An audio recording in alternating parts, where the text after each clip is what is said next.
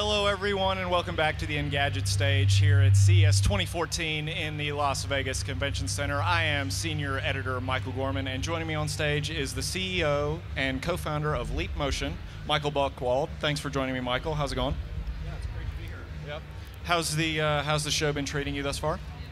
The show's been really great. We just finished a great panel, and we've been talking to hundreds of people and walking around the floor and checking out everywhere that we're seeing the technology. HP is demoing it, and there are some cars outside with it as well. So it's been great to see that. Okay, so like you said, with the HP, that's not the only partner that you have it implemented, though, right? You guys, I know Asus isn't at the show, but that's the other manufacturer that you have Leap involved in, right? Do we have anything else coming down the line, or is that pretty much right now for the actual built-in Leap Motion at the moment?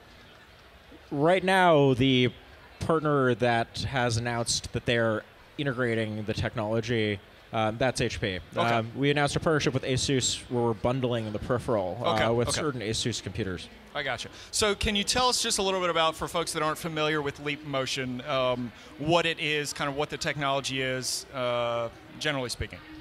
Yeah, Leap Motion is a tiny device that connects to a computer and turns the area above that computer into a 3D interaction space. So you can use your hands and fingers and natural physical movements to interact with that device. And we have an app store called Airspace.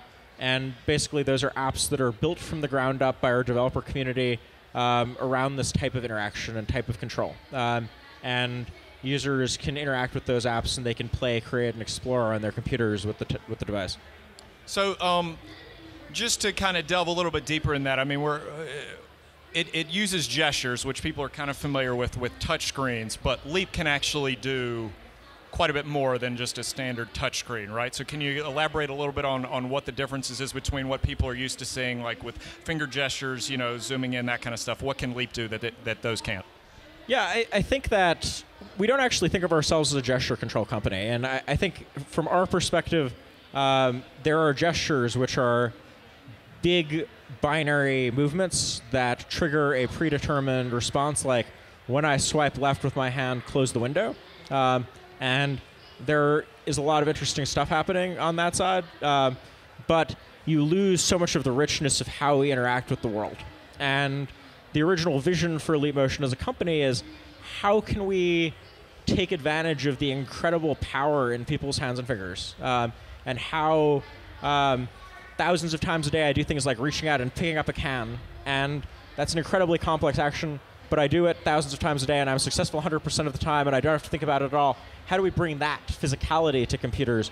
And we think of that as motion control. And for us, it's about tracking all of the fingers and hands in real time and aligning that with some instantaneous response on screen, like molding a piece of clay or playing a harp. So the Leap has been out for a little while. 2013 was a very big year for you guys. Can you just talk a little bit about how the last year has been, what it's been like? I think I first saw the Leap maybe in the fall of 2012. Is that when you guys, or maybe even summer of 2012? And then you kind of had your device really come out and start picking up steam last year. So what was 2013 like for you guys? Yeah, 2013 was a great year. We rolled out the product in the US on July 22nd.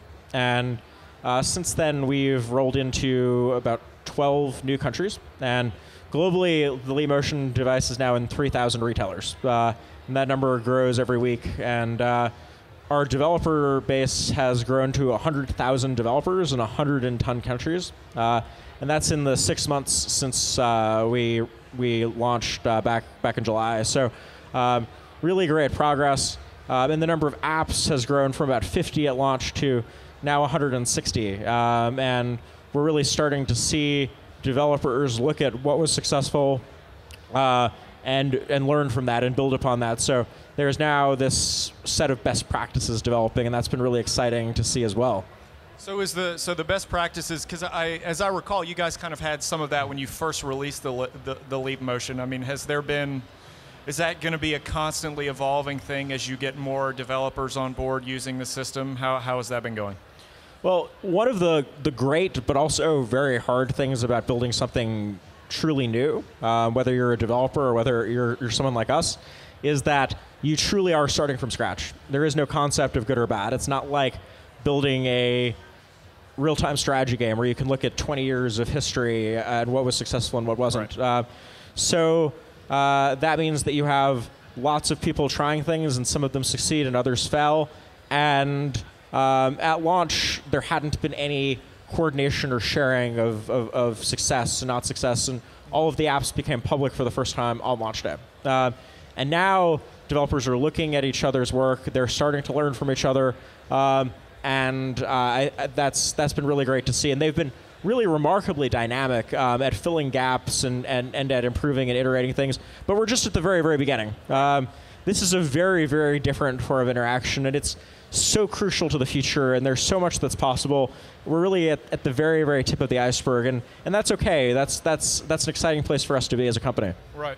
And I know, so I remember, speaking of apps, what is your favorite app? I know you don't want to offend any of the developers on your platform. I'm sure there's lots of them, but what is kind of the app that really kind of illustrates the power of Leap right now? Well, to seem neutral or not neutral, I have to say it's an app called Freeform that we've developed ourselves over the past few months. Okay. And it goes back to the original founding vision for the company, which was this deep frustration with the fact that a 5-year-old can create something out of Play-Doh in minutes, but a professional 3D modeler takes an hour to do the same thing. And that this actually is an example of where technology doesn't make us better, it maybe makes us worse and makes things harder, and that shouldn't be true. And the vision was, if you can use your hands and fingers and that physicality that we have with our hands, then someone can mold a piece of clay and have all of the advantages of the physical world where we have this power with our hands and fingers, and our input isn't binary. It's not I'm pushing the left mouse button or not, I'm pushing the X button or not. It's physical. But the advantages of the digital world where you can save things and share things, and there's an undo button. So that was the vision that led to the founding of Leapmotion as a company, and Freeform as an app is a manifestation of that. It's something that a regular person can walk up to and begin creating a 3D sculpture or model, and they can share that, and they can also upload it to Sculptio or to any other 3D printing service, or 3D print it themselves. Mm-hmm. So, I mean, is that kind of where you see some of the most interesting applications that are being built for the platform, or just generally, where are kind of the most interesting things that are happening in the Airspace store? Yeah, I think the most interesting things that are happening now are in the exploration and creation side of the store. And that's great for us because that's really one of the reasons we created the company. We want to democratize content creation, and we want to make it so that 99% of people don't use computers for 1% of their power. And we're starting to see really great apps in the music space. If you search for Leapmotion and music on YouTube, there are hundreds of thousands of videos that people have posted of themselves using apps like our Gecko app to create and interact with music in different ways. And I'm sure there'll be even more innovation as we go into 2014 on that side. We really want to see apps that let people do things that you just can't do or can't do well with a mouse or keyboard. It's about those things that are better and different. So, and I believe in addition to that, you said that music generally was becoming very popular, which I thought was very interesting. It's when you see Leap, you know, you're manipulating digital constructs with your hands, and I thought that was very interesting that music was coming down the pike. And I think you said that there's quite a few. You're expecting to see a lot more music apps moving into this year, right? Maybe even artists building apps and things like that. Yeah, so one of the exciting things we've seen over the past 2 or 3 months are several of the professional music software packages that are already popular, like one from Steinberg, build Leapmotion support and integration into the core of the software. And we'll continue to see more of that.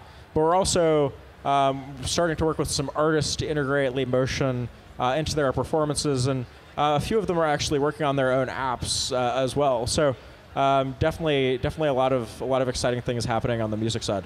So if you can expand upon that, I'm curious, how are artists using it in performances? Like, are they banging on virtual bongo drums or something, or is that not what we're talking about? Well, there's a little bit of both. You have apps like AirHarp and Bongo's apps where it's very simple and it's about interacting with virtual instruments, and I think those have been most attractive to kids. Then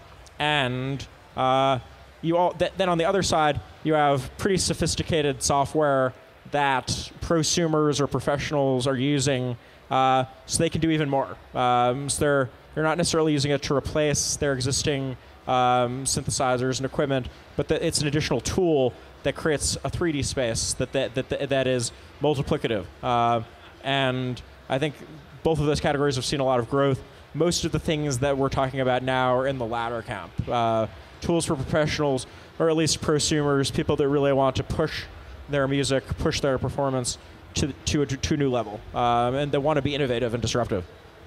So other than music, of course, I think probably the most direct correlation that I saw for direct application is, engineers being able to manipulate, AutoCAD drawings, that kind of thing. I think a lot of people may have be familiar with when Elon Musk used your controller to kind of blow apart Iron Man style a rocket engine. Are you seeing a lot more of that? Is that kind of thing? I know it might not be as sexy as the music stuff is, but I think a lot of people think that I feel like that has a lot of potential for professional engineers, that kind of thing. Have you seen much of that going on? Yeah, there's a lot of that, and it's sexy to us because, even if the applications themselves aren't sexy, and the integrations that Autodesk has done with Maya, for example, the things that those people are building and creating are amazing. And we love opportunities to be part of helping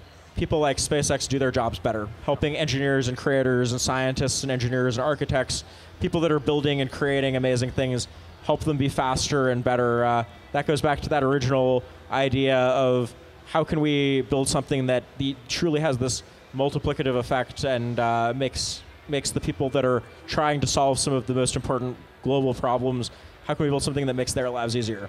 So, and to get to that point, I mean, how much is there a feedback loop from those people? Like, are you focused just kind of on improving the nuts and bolts of how Leap works, or are you kind of reaching out to people saying, like, what do you need, and are trying to incorporate that into your platform?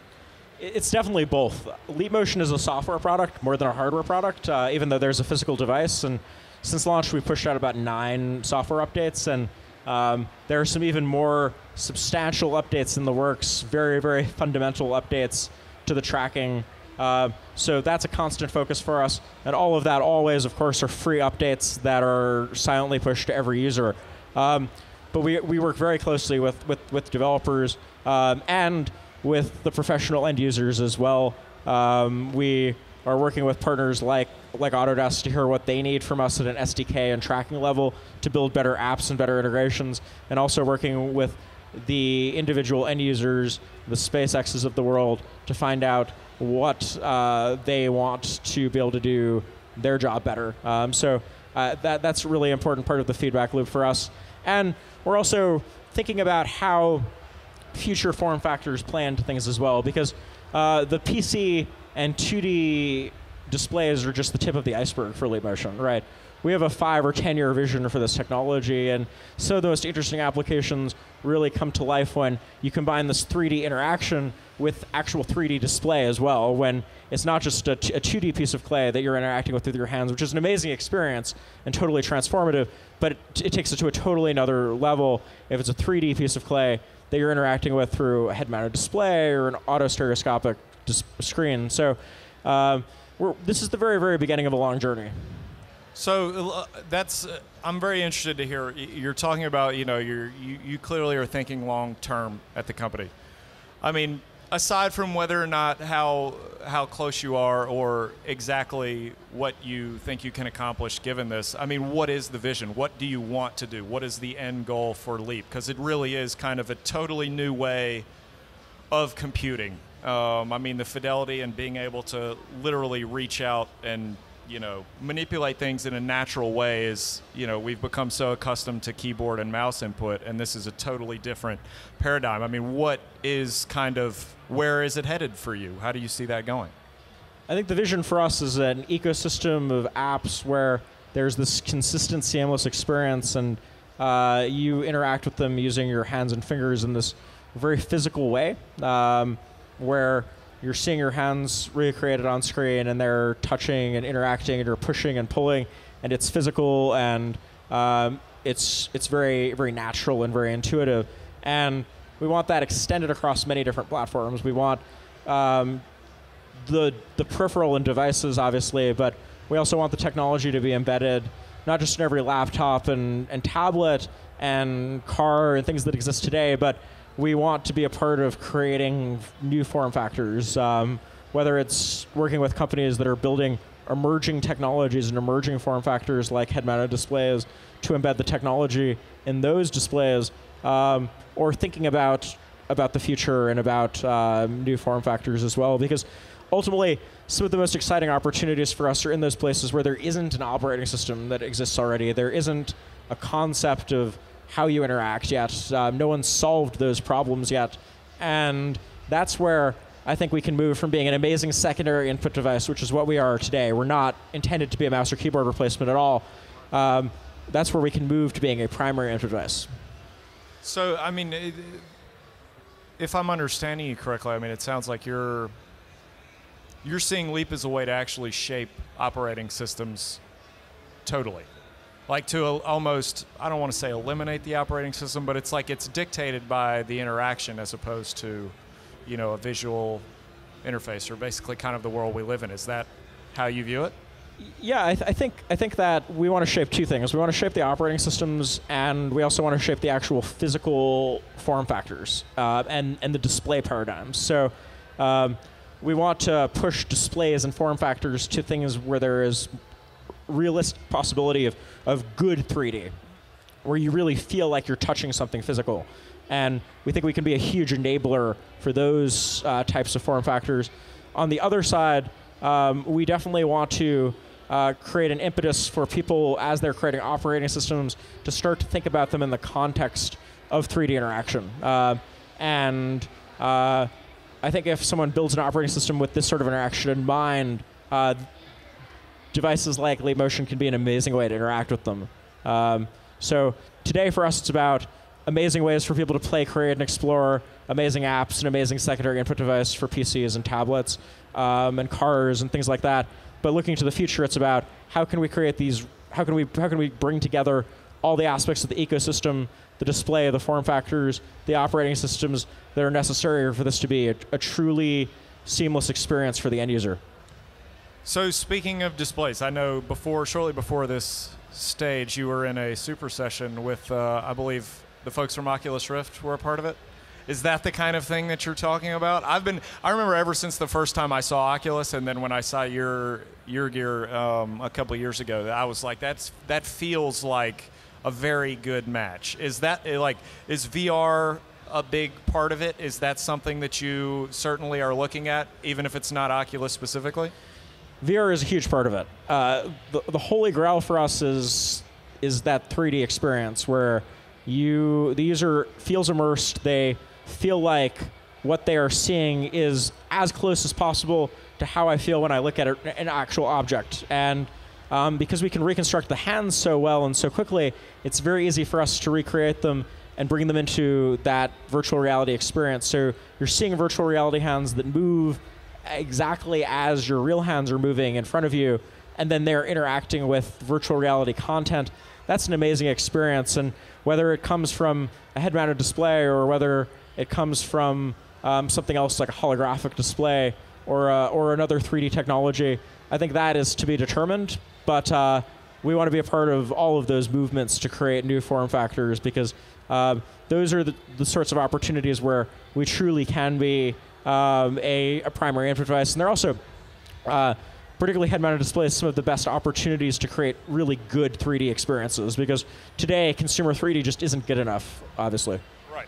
So I guess my last question for you generally is, we're just starting out 2014. You had a banner year in 2013.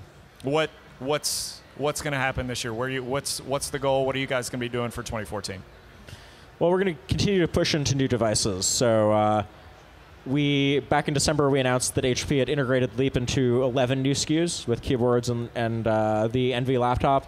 And we expect to be integrated into more laptops and computers, and also to continue to push into other form factors, to continue to push into cars, like the cars that Dentsu has outside of this event, with Leap Motion inside, and to continue to push into tablets and mobile form factors as well. If we're successful, we want the device to stop existing, actually, right? Success for us is that it's not necessary for us to build or sell a peripheral because the technology is already embedded everywhere.